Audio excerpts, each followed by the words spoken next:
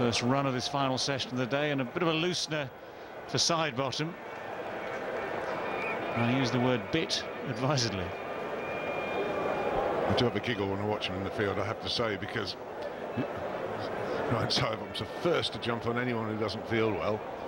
Well, he certainly knows how to get his feet stuck in the sand. Imagine how slow he'd have been in that Antiguan outfield for the first test. He wouldn't have moved. Statuesque. He'd been sinking slowly, minute by minute. Without being at all rude, I think the only thing that might have saved him was his hair.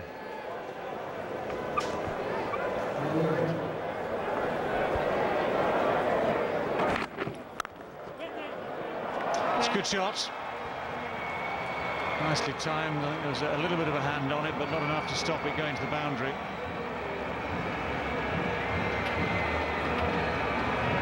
A real hard crack of ball on bat there. Crisp noise, isn't it? He does get a finger to it. It doesn't make any difference. The way it goes. Is it a hand? Yes.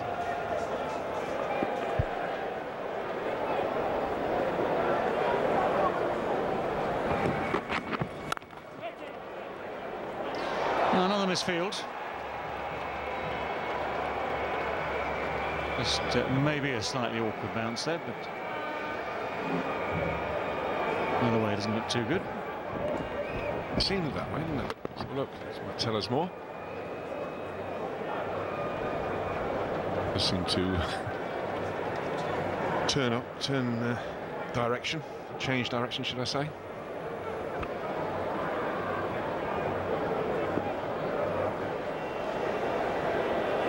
Anderson to Chanderpaul, 2 slips in the gully.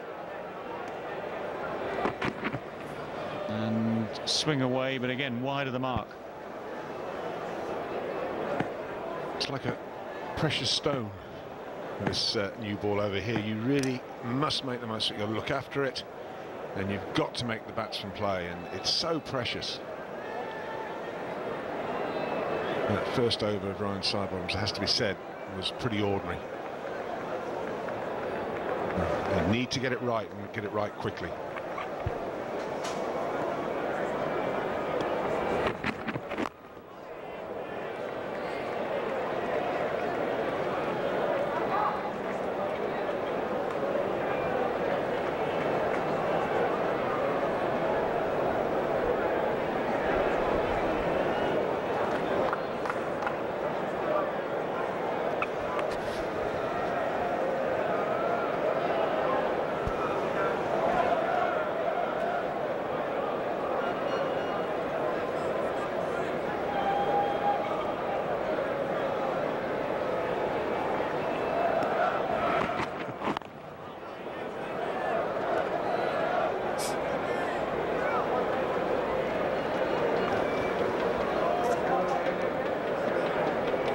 We had this discussion yesterday. Anderson likes to bowl the away swinger at left-handers.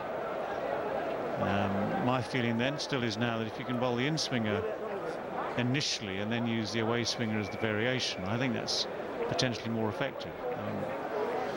It's a matter of debate, of course.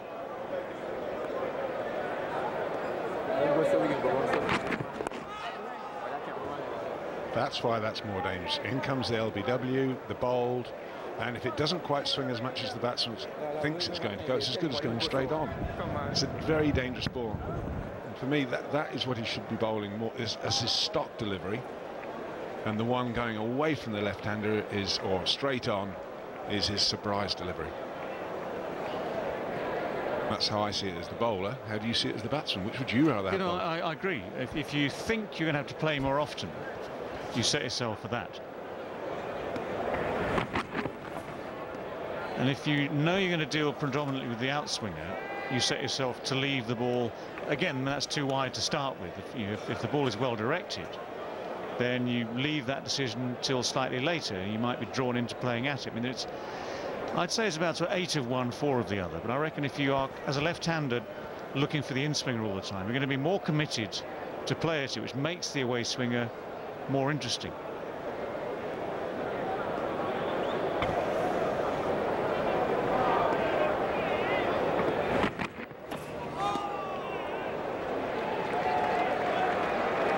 277 for 3. It's a maiden from James Anderson.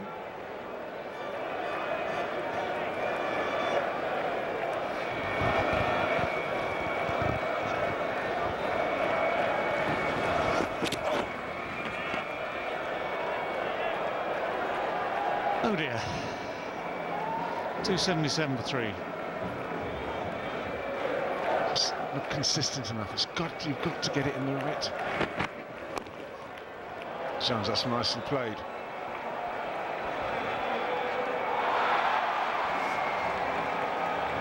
Enough said. Every picture tells a story.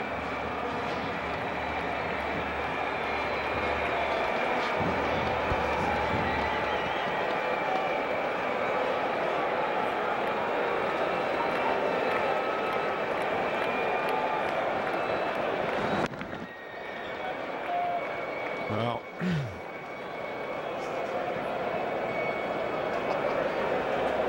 not pretty. The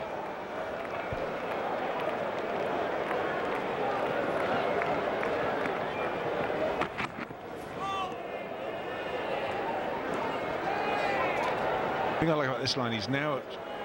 Chanderpaul's a good lever of the ball anyway. We've seen that over the years, but he's now got to think about it. My only concern is this ball won't swing for very long.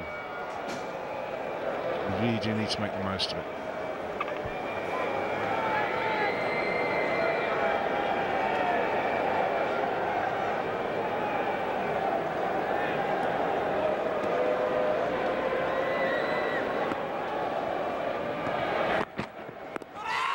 Well, that's got to be pretty close. He's left it alone and he's paid the price for it. Well bowled indeed, James Anderson. That in-swinger has done the trick, and this second new ball has seen the back. Well, I think it's seen the back. Well, he's called Chanderpaul. Well, he's called, Phil. There's no problems with the no ball. So move on. I'm certain it hasn't pitched outside leg. It looked very good to me in real time. And it comes back quite a lot.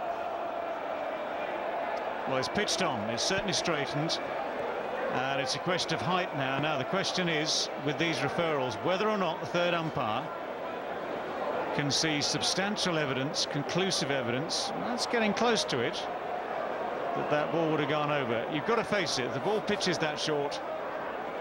It's a good, what, 7-8 metres short of the stumps. Even though the batsman's coming forward, when it hits you above the roll, at the top of the pad like that, at the time of impact, you should be thinking as the umpire, the standing umpire, that's got every chance of going over the top.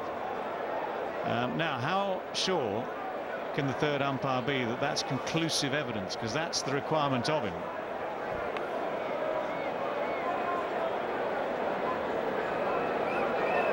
Well, we shall find out. It says you have to have conclusive evidence that is the wrong decision.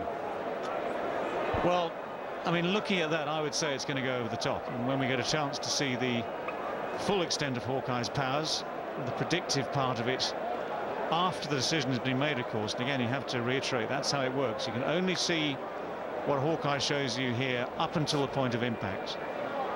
Only after the decision will you get the full Hawkeye, which shows you the predictive path, which I guess, and I'll bet you will show it going over the top of the stumps.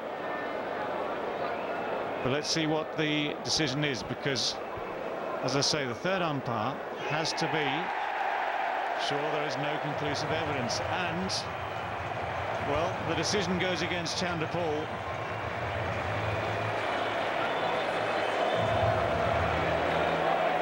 Chanderpaul's got to go. Once again, we can show you that ball pitching on the line of the stumps. You can see it making contact high up on the pads. And as we said, we placed our bets 30 seconds ago. That ball will be going well over the top. Chanderpaul's gone. He's going to be back in that pavilion any moment now. Everyone in that dressing room will have seen that Hawkeye. And we'll be saying to him, bad luck, mate. You're in the book, but you shouldn't be.